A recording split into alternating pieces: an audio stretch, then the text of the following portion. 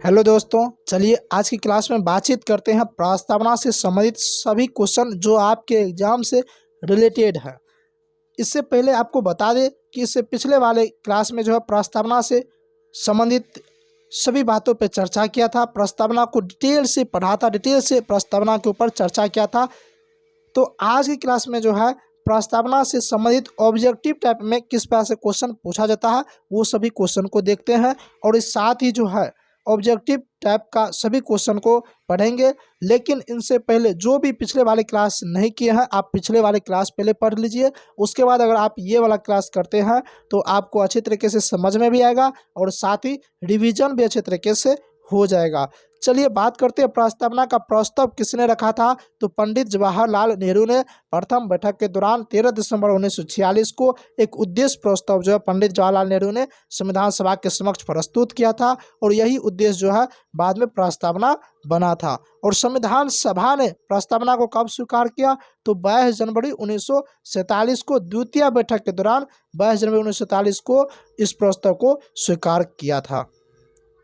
अगर हम next question की बात करें, भारतीय संविधान की प्रस्तावना कितने देशों से प्रभावित है तो कल ही की क्लास में चर्चा किए थे 4 देश से, एक ऑस्ट्रेलिया से प्रस्तावना की भाषा लिया गया था और अमेरिका से जो है संविधान में प्रस्तावना का विचार को शामिल किया गया था और अमेरिका का अनुसरण करते ही भारत में अपने संविधान में प्रस्तावना को शामिल किया था। और दूसरा बात करें प्रतिष्ठा और अवसर, प्रस्तावना में कौन सी समानता है तो प्रतिष्ठा और अवसर यानी कि 2 समानता की चर्चा किया गया था। अगर वहीं पूछा जाए स्वतंत्रता तो 5 प्रकार की स्वतंत्रता की चर्चा किया गया था, विचार, अभिव्यक्ति, धर्म, विश्वास और उपासना की। वही प्रस्तावना में बंधुत्व पूछा जाएगा तो 1 प्रकार के बंधुत्व की चर्चा किया गया है और 3 प्रकार के न्याय की चर्चा, सामाजिक, राजनीतिक न्याय यानी सामाजिक, राजनीतिक और आर्थिक न्याय की चर्चा जो है किया गया है और यही प्रावधान रूस से लिया गया है। किस वाद में सुप्रीम कोर्ट ने कहा कि प्रस्तावना संविधान का अंग है। देखिए केशवानंदी भारती वाद 1973 में जो है सुप्रीम कोर्ट ने ये कहा कि प्रस्तावना जो है संविधान का अंग नहीं है, अगर संविधान का अंग नहीं है तो संसद इसमें संशोधन नहीं कर सकता है। लेकिन उसके बाद फिर जो है गोलकनाथ वाद में जो है सुप्रीम कोर्ट ने प्रस्तावना को संविधान का आत्मा बताया। तो आपसे ये बात पूछा जाता है कि बताइए संविधान का आत्मा किसे कहा जाता है तो प्रस्तावना को। आपसे ये पूछेगा संविधान का आत्मा किसे कहा जाता है तो प्रस्तावना को कहा जाता है। और प्रस्तावना में देखिए अभी तक 1 बार संशोधन हुआ, कितना बार? 1 बार संशोधन हुआ। काफ़ी बार ये क्वेश्चन पूछा हुआ क्वेश्चन है, इसको याद रखना है कि प्रस्तावना में अभी तक कितना बार संशोधन हुआ है तो 1 बार। और कौन सा? 42वां संविधान संशोधन 1976 के तहत। जब 42वां संविधान संशोधन 1976 के तहत 1 बार संशोधन हुआ तो उसके तहत क्या सब किया गया तो प्रस्तावना में जो है 3 शब्द जोड़ा गया, 3 शब्द जोड़ा गया। कौन सा? समाजवाद, पंथ निरपेक्षता और अखंडता। ये तीनों शब्द को याद रखना है, कई बार यहाँ से क्वेश्चन पूछता है। वो 3 शब्द क्या था? समाजवाद, पंथ निरपेक्षता और अखंडता शब्द को जोड़ा गया। प्रस्तावना का प्रारंभ किस शब्द से होता है? हम भारत के लोग से। भारतीय संविधान को संविधान सभा ने स्वीकार किया, इसकी जानकारी कहाँ मिलती है तो प्रस्तावना में मिलती है। प्रस्तावना में कल मैंने बताया था स्पष्ट तौर पे लिखा हुआ 26 नवंबर 1949 को स्वीकार किया था संविधान सभा के द्वारा। अगर हम बात करें डेमोक्रेसी शब्द कितने शब्दों से मिलकर बनाया गया? 2, डेमोस और क्रिएसा। डेमोस का अर्थ होता है लोग और क्रिएसा का अर्थ होता है शासन, यानी डेमोक्रेसी का अर्थ होता है लोगों का शासन और डेमोक्रेसी ग्रीक भाषा के शब्द है। किस शासन प्रणाली में शक्ति का अंतिम स्रोत आम जनता होता है तो लोकतंत्र। राष्ट्रपति अब्राहम लिंकन के अनुसार लोकतंत्र जनता का, जनता के लिए, जनता के द्वारा शासन प्रणाली है। लोकतंत्र कितने प्रकार के होते हैं? 2 लोकतंत्र, प्रत्यक्ष लोकतंत्र और अप्रत्यक्ष लोकतंत्र। प्रत्यक्ष लोकतंत्र स्विट्जरलैंड और प्रत्यक्ष लोकतंत्र भारत को याद रखना है। भारत संवैधानिक तौर पे पंथ निरपेक्ष राष्ट्र कब बना? पंथ निरपेक्ष का मतलब होता है जहाँ पे सभी धर्म के लोग रहते हैं, जहाँ पे प्रॉपर किसी धर्म का जो है विश्लेषण नहीं किया जाता है। और पंथ निरपेक्ष राष्ट्र कब बना? 3 जनवरी 1977 को बड़ा। भारत एक धर्मनिरपेक्ष राष्ट्र है। समाजवाद का अर्थ होता है समानता स्थापित करना और भारत में लोकतांत्रिक समाजवाद है। और हम बात करें क्वेश्चन नंबर 134 का, भारत एक संप्रभुत्व संपन्न राष्ट्र कब बना? आप लोग को लगता है कि बड़ी फास्ट पढ़ाते हैं, बहुत ज़्यादा फास्ट पढ़ा रहे हैं।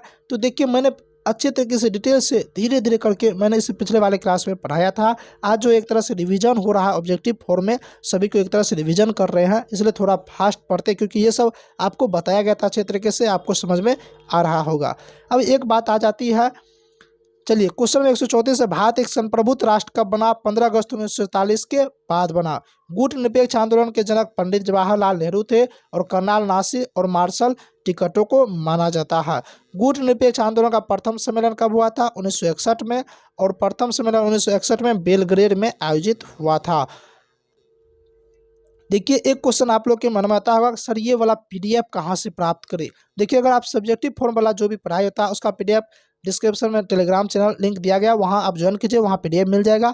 और ऑब्जेक्टिव वाला फॉर्म जो अभी आप पढ़ रहे हैं ये क्वेश्चन जो है, तो ये जो है 3000 क्वेश्चन का जो 3000 जीके जीएस का एक पीडीएफ तैयार किया गया है, अलग अलग विषय के द्वारा अलग अलग सिलेबस के अकॉर्डिंग तैयार किया गया, आपके एग्जाम के सिलेबस के अकॉर्डिंग। अगर आप ये वाला पीडीएफ चाहते हैं तो डिस्क्रिप्शन में नंबर दिया गया, उस पर व्हाट्सएप मैसेज करना है, बहुत ही कम फी में जो आपको ये वाला पीडीएफ आपको मिल जाएगा। इसमें देखिए बिहार जीके से जो है, क्योंकि आपके एग्जाम में बिहार जीके काफ़ी योगदान है, इसलिए बिहार जीके से 500 क्वेश्चन जो है तैयार किया गया। कहने के लिए 500 है, लेकिन फिर डिस्क्रिप्शन में जो दिया गया इस तौर पे देखा जाए 600-700 क्वेश्चन है। उसके बाद स्टैटिस्टिक्स जीके से जो है विद्यार्थी का जो स्टैटिस्टिक्स जीके कमजोर रहता है, स्टैटिस्टिक्स जीके से भी 500 क्वेश्चन का जो है वहाँ पे पीडीएफ तैयार है। और इसी तरह से सभी विषय का अलग अलग करके जो है पीडीएफ तैयार है। आप चाहते हैं, अगर आप सीरियस स्टूडेंट हैं, आप सिलेक्शन लेना चाहते हैं, तो आप वो पीडीएफ परचेज कर सकते हैं बहुत ही कम फी में, आप दिए गए नंबर पे कांटेक्ट करके। चलिए प्रस्तावना को संविधान का परिचय पत्र किसने कहा? तो N.A. पालकीवाला ने। N.A. पालकीवाला ने संविधान को परिचय पत्र कहा। वही पंडित ठाकुर प्रसाद भार्गव ने प्रस्तावना को संविधान का सबसे सम्मानित भाग बताया। और हम बात करें प्रस्तावना हमारे दीर्घकालिक सपनों का विचार है, किसने कहा था? सर अलादी कृष्ण स्वामी अय्यर ने। और संविधान को एक पवित्र दस्तावेज की संख्या, यहाँ संख्या नहीं होगा संज्ञा हो जाएगा, संज्ञा किसने दिया था? तो डॉक्टर भीमराव अंबेडकर ने दिया था। प्रस्तावना हमारे संप्रभु लोकतांत्रिक गणराज्य का भविष्य फल है, ये बात K.M. मुंशी ने कहा था। और अर्नेस्ट वाकर ने प्रस्तावना को कुंजी नोट की संज्ञा दी थी। उसके बाद बात करें प्रस्तावना को संविधान सभा द्वारा कब स्वीकार किया गया? तो 22 जनवरी 1947 को द्वितीय बैठक के दौरान, अभी जस्ट पढ़े थे। और पंडित जवाहरलाल नेहरू ने संविधान सभा में प्रस्तावना का प्रस्ताव 13 दिसंबर 1946 को रखा था। संविधान में हमारे राष्ट्र का उल्लेख किन नाम से किया गया है? तो भारत तथा इंडिया के नाम से किया गया है। और विश्व का सबसे बड़ा लिखित संविधान भी जो है भारत का ही है। और देखिए हमारे राष्ट्र का नाम भारत तथा इंडिया है, इसकी चर्चा अनुच्छेद 1 में है। कौन सा? अनुच्छेद 1 में है। जब हम संघ राज्य क्षेत्र पढ़ेंगे तो वहाँ डिटेल से पढ़ाएंगे क्या है। भारतीय संविधान की प्रस्तावना में समाजवादी शब्द किस संशोधन के तहत जोड़ा गया? देखिए कोई भी शब्द आपको दे देगा और पूछेगा किस संशोधन, तो एक ही बार संशोधन ही हुआ है प्रस्तावना में, 42वां संविधान संशोधन 1976 के तहत। और संविधान के प्रस्तावना जो है भारत को धर्मनिरपेक्ष राज्य वर्णित करता है। किस वर्ष भारत एक संप्रभुत्व संपन्न राष्ट्र बना?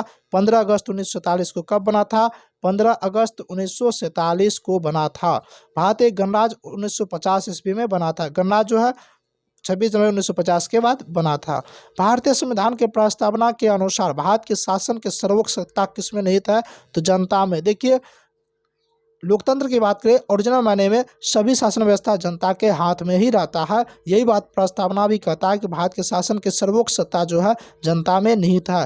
भारत एक धर्मनिरपेक्ष राष्ट्र है। धर्मनिरपेक्ष का अर्थ होता है जिस देश का अपना कोई धर्म न हो, यानी कि सभी धर्म के लोग रहते हैं। तो यहाँ पे उसके बाद जो है आपका एक न्यू चैप्टर ही शुरू हो जाता है, अनुसूची। क्या शुरू होता है? अनुसूची। देखिए अनुसूची की चर्चा हम नेक्स्ट क्लास में अच्छे तरीके से डिटेल से सब्जेक्टिव फॉर्म में पढ़ेंगे, उसके बाद जो फिर उसका ऑब्जेक्टिव करेंगे। तो इसलिए आप इस चैनल को सब्सक्राइब कर सकते हैं। अगर आप डेली क्लास करना चाहते हैं तो इस चैनल को सब्सक्राइब कर लीजिए। मिलते हैं अब नेक्स्ट क्लास में, तब तक के लिए जय हिंद।